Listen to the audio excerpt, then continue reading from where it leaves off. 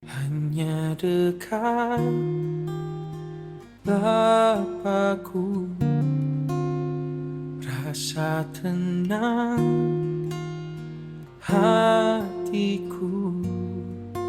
Kau sertai jalanku sepanjang hidupku.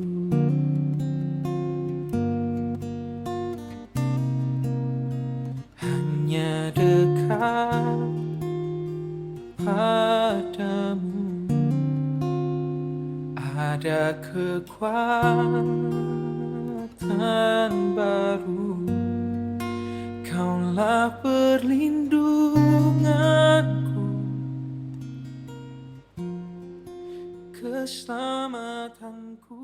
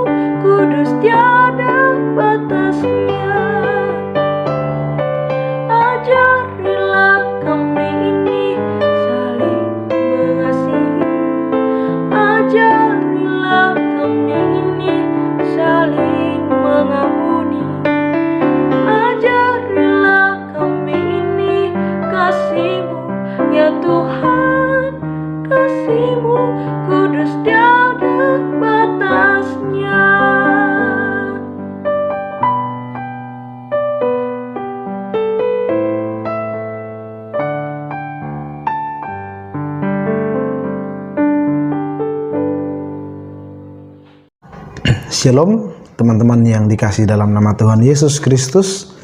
Kita bersyukur atas kesempatan yang Tuhan masih berikan kepada kita. Kita masih hidup, kita masih bernapas, dan kita masih dikasih kesempatan oleh Tuhan pada hari ini untuk mau mengikuti renungan di dalam ibadah siswa-siswi SMA Kristen Kalam Kudus. Mari terlebih dahulu Saya ajak kita semua berdoa sebelum kita merenungkan akan firman Tuhan. Kita berdoa. Bapa kami yang di surga, kami bersyukur kami masih hidup, kami masih diberikan kesempatan untuk menikmati hari-hari kehidupan kami. Dalam semuanya itu Tuhan, kami bersyukur karena kami masih punya waktu untuk ibadah, bersekutu bersama siswa-siswi SMA Kristen Kalam Kudus, dan kami punya waktu untuk merenungkan firman Tuhan. Kami berdoa biarlah firman Tuhan kami renungkan sebentar lagi menjadi satu instrumen yang dipakai oleh Tuhan untuk mengarahkan hidup kami menjadi remaja-remaja yang hidup takut akan Tuhan, menyadari bahwa hidup kami di masa remaja ini adalah fondasi, maka kami perlu mengisinya dengan dasar yang tepat, dengan isi materi-materi yang tepat dan benar, sehingga kami bertumbuh menjadi orang-orang yang hidup dalam kebenaran, diberkati oleh Tuhan dan punya masa depan yang cerah yang telah dipersiapkan oleh Tuhan. Berkati hamba-Mu dan semua yang mendengarkan firman Tuhan renungan pada hari ini. Kami diberikan hikmat untuk memahaminya, terlebih menerapkan dalam kehidupan setiap hari. Terima kasih Tuhan, dalam nama Tuhan Yesus kami berdoa. Amin. Ya, teman-teman yang dikasihi Tuhan, hari ini kita punya satu tema yang cukup menarik yang diberikan oleh bagian rohani, yaitu kita akan bersama merenung dan belajar tentang learning to love like Christ, ya, atau belajar untuk mengasihi seperti Kristus. Nah, teman-teman, tentu ini satu hal yang menarik karena kita belajar dari firman Tuhan ini bagaimana kita sebagai anak-anak Tuhan mau menerapkan kasih yang telah Tuhan ajarkan, bahkan Tuhan memberikan teladan itu lewat Yesus Kristus. Ya, Tuhan yang menjadi manusia dan Dia memberikan banyak sekali teladan, khususnya ketika berbicara tentang kasih. Nah, ini adalah hal yang penting karena di kalangan anak-anak muda, ya khususnya sebagai remaja, seringkali kasih ini disalahartikan, atau kasih ini memiliki penerapan implementasi yang bisa dikatakan ada penerapan kasih yang keliru, yang kurang tepat. Ya, ketika remaja itu menerapkan kasih, misalnya kasih atau bagaimana menolong, katakan kasih itu diterapkan ketika menolong sesama teman, tapi pertolongan itu diberikan dalam bentuk pertolongan yang keliru, seperti seperti menolong ketika ujian, ya, dalam artian memberikan contekan, menolong membantu teman untuk tawuran, untuk berantem. Nah, ini kan kasih-kasih yang diterapkan secara keliru. Ya, benar memang maksudnya untuk menolong, tetapi pertolongannya itu diberikan dengan cara yang keliru. Maka teman-teman, saya rindu lewat perenungan kita hari ini kita bisa menerapkan kasih, mempraktekannya dengan benar berdasarkan kasih yang telah diteladankan oleh Kristus, sehingga dalam penerapan kita sebagai anak muda kita tidak keliru dalam menerapkan kasih karena kita belajar dari dasar yang benar. Dan juga teman-teman, kita akan melihat kasih-kasih seperti apa saja sih penerapan itu. Apakah kasih itu hanya ketika kita berelasi dengan orang lain, kita menolong dia, kita memberikan sayang kita, apakah itu kasih? Ataukah ada yang lain? Oleh karena itu mari kita belajar bersama-sama. Hari ini teman-teman, saya ingin kita melihat empat pelajaran tentang kasih yang bisa kita pelajari dari pribadi Kristus. Apa yang Alkitab tuliskan tentang itu? Mari yang pertama, kita mau belajar dari kasih Kristus itu, yaitu tentang mengampuni.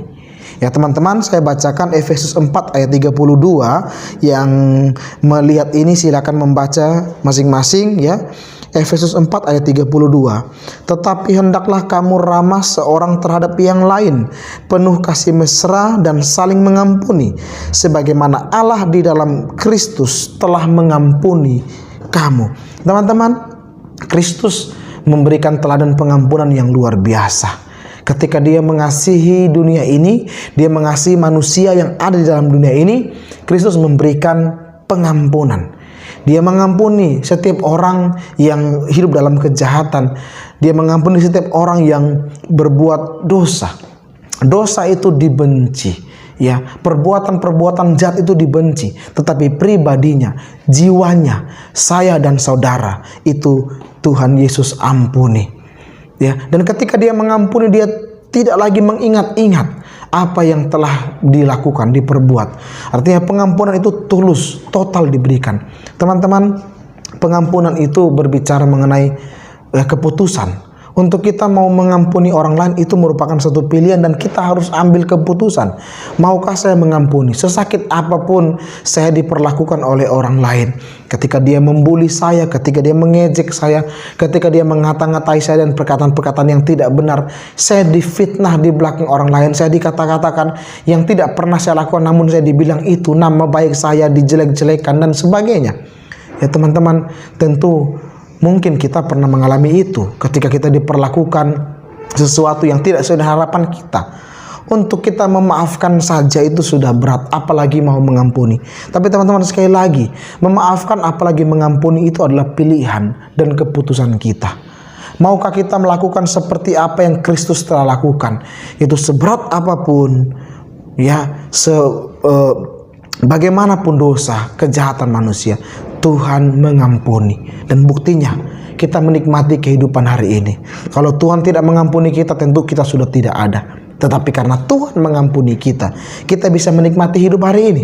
Kalian bisa belajar, guru-guru bisa mengajar, setiap orang-orang tua kita bisa bekerja dalam kehidupan rumah tangga. Kita bisa menikmati hidup kita karena ada pengampunan Tuhan. Maka mari kita belajar untuk memberikan pengampunan. Seberat apapun kita doakan, kita minta Tuhan berikan kepada saya roh pengampunan agar saya bisa memutuskan untuk mengampuni orang itu, siapapun dia yang memberikan bekas sakit hati dalam hatimu, ampuni dia. Yang kedua teman-teman, Kristus memberikan teladan kasih itu ditunjukkan dari kerelaan untuk berkorban. Ya, saya membacakan Filipi pasal 2 ayat 8. Demikianlah firman Tuhan tertulis bagi kita. Dan dalam keadaan sebagai manusia, ia telah merendahkan dirinya dan taat sampai mati, bahkan sampai mati di kayu salib. Teman-teman, ketika Tuhan turun ke dalam dunia dan menjadi manusia di dalam pribadi Yesus Kristus, itu menunjukkan satu kerelaan berkorban yang luar biasa ketika dia meninggalkan surga yang mulia dan dia turun ke dalam dunia di dalam segala keterbatasan, dalam segala kehinaan.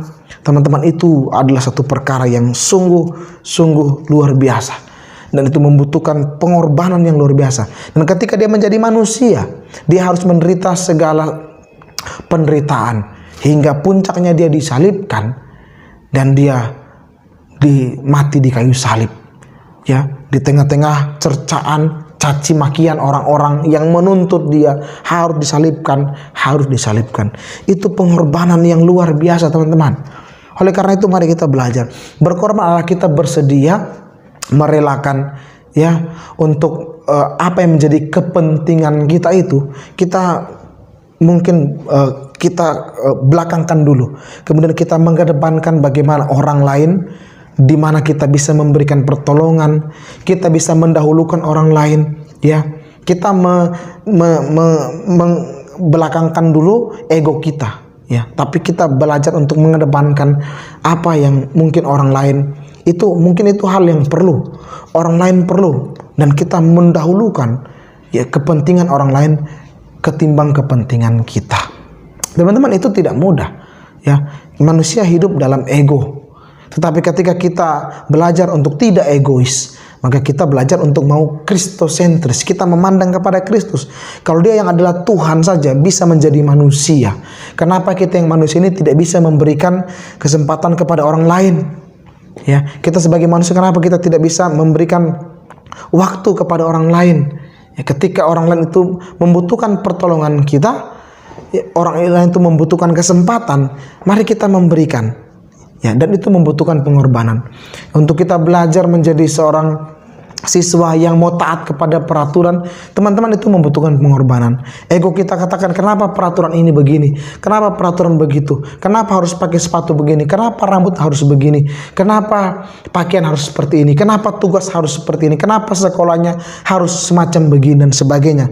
Di tengah-tengah kondisi ini, ya, ketika kita mau mengikuti semua itu dan menjalankan dengan baik, itu dibutuhkan pengorbanan.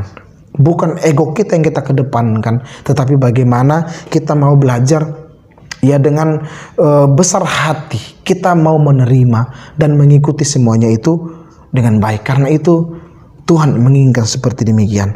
Ya. Yang ketiga, kita belajar mengasihi seperti Kristus dalam bentuk kita mendoakan orang lain. Matius pasal 5, saya bacakan bagi kita ayat 44 sampai 46. Demikianlah firman Tuhan tertulis bagi kita. Tetapi aku berkata kepadamu, kasihilah musuhmu dan berdoalah bagi mereka yang menganiaya kamu. Ayat 46 saya lanjut. Apabila kamu mengasihi orang yang mengasihi kamu, apakah upahmu? Bukankah pemungut cukai juga berbuat demikian? Teman-teman, ya, yang ketiga adalah kita mengasihi, belajar seperti Kristus dengan cara mau mendoakan orang lain. Kalau kita mendoakan orang lain yang baik sama kita, kita mendoakan orang lain yang kita kasih, tentu tidak sulit, itu mudah sekali. Tapi di sini kita belajar bagaimana kita mau mendoakan orang yang mungkin kita benci, orang yang tidak kita kasihi, orang yang mungkin dia menjadi musuh kita, orang yang tidak kita sukai. Nah, ini yang dikatakan oleh firman Tuhan, dan ini yang Kristus lakukan ketika dia mau datang untuk kita. Orang-orang yang berbuat dosa dengan Tuhan itu tidak bisa bersatu, ya. Nah, tetapi Tuhan mau hadir untuk kita. Jadi bagaimana di sini kita belajar? Ada orang lain yang menyakiti hati kita. Firman Tuhan katakan, ya, apakah upahmu apabila kamu hanya mengasihi orang yang mengasihi kamu? Tetapi mari kita belajar untuk mengasihi orang yang tidak mengasihi kamu, orang yang menganiaya kamu, orang yang jahat sama kamu, orang yang suka membuli kamu, ngata-ngatai kamu dan sebagainya. Ya. Nah, di sini kita belajar untuk orang-orang seperti ini. Tuhan, saya ingin mendoakan mereka. Kiranya mereka juga ada di dalam pandangan Tuhan, di hati Tuhan, untuk Tuhan jamah mereka, mengubahkan dan memulihkan mereka.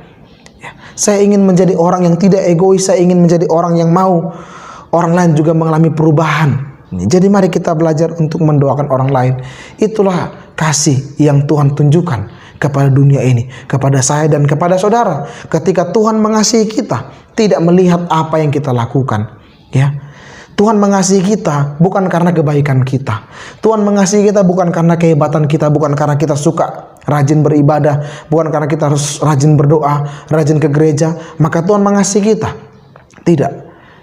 Kasih Tuhan kepada kita bukan berdasarkan nilai yang ada pada diri kita, tetapi kasih Tuhan kepada kita berdasarkan hakikatnya.